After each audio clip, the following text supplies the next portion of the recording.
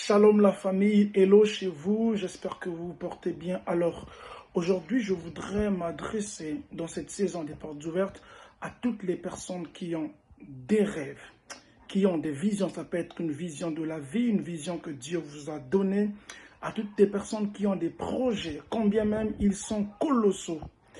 Écoutez les amis, pour voir un projet se réaliser ou un rêve se concrétiser, il y a des étapes nécessaires à respecter sur le chemin de la vie.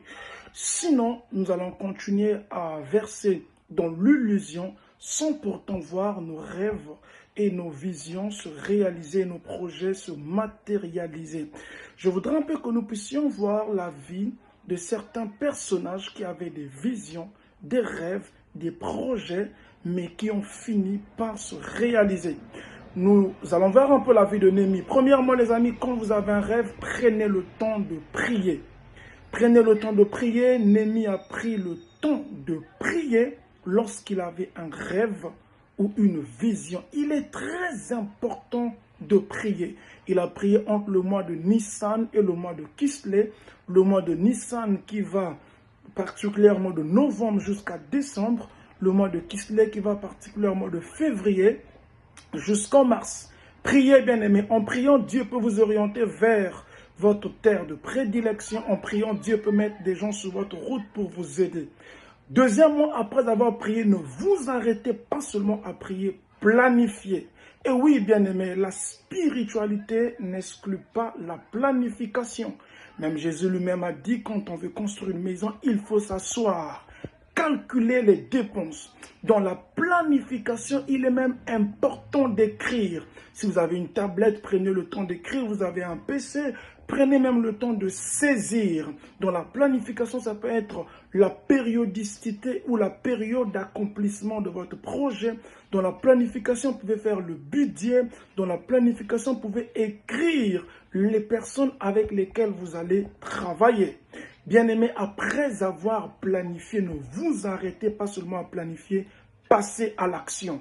Martin Luther King, fils, a dit, le pays est en train de mourir, pas à cause des mauvaises personnes, mais à cause de l'inaction des bonnes personnes. Aucun projet ne peut voir le jour sans l'action. Et le monde n'acclame pas les paroles, le monde acclame les actes. Il est temps, je voudrais dire à quelqu'un, de passer à l'acte. Quand vous lisez Néhémie chapitre 3, vous allez voir que Néhémie a commencé à repartir les tâches. Et chacun était en train de jouer son rôle, chacun était en train de travailler pour voir la matérialisation de la vision. Je viens encourager quelqu'un ce jour. Le grand projet que tu as, la vision que tu as de la vie, le rêve que tu as, il est temps que tu passes à l'action. Passer à l'action peut-être prendre des renseignements, passer à l'action peut-être effectuer un déplacement, faire un passeport, se renseigner auprès de quelqu'un qui est déjà passé par là. Combien même vos destinées ne sont pas les mêmes, je viens dire à quelqu'un dans la saison des portes ouvertes, il est aussi important de passer à l'action si nous voulons voir nos rêves, nos visions, nos projets se réaliser. Après avoir passé à l'action, on ne s'arrête pas là. Il faut maintenant persévérer et travailler. Et oui, les amis, il faut persévérer et travailler. Pourquoi persévérer? Forcément, il y aura des obstacles, il y aura des temps de déception, il y aura des gens qui vont vous décourager. Souvenez-vous quand Néhémie s'est levé avec les rebâtisseurs pour travailler, il y avait des obstacles, des Sanballat, des Tobija.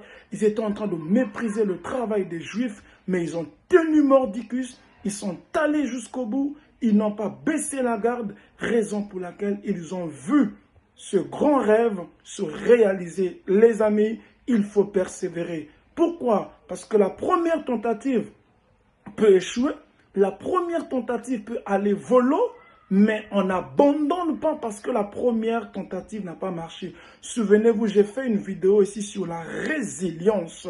Les hommes et les femmes qui réussissent dans la vie sont des hommes résilients, des femmes résilientes, c'est-à-dire qui n'abandonnent pas, même après avoir échoué, ils se relèvent, ils continuent et ils vont jusqu'au bout. Alors, je répète encore, prière, planification, passer à l'action, travail et persévérance, voilà comment nous pouvons voir nos rêves, nos visions, nos projets se concrétiser, se matérialiser en cette saison. Que Dieu vous bénisse. Les portes sont largement ouvertes.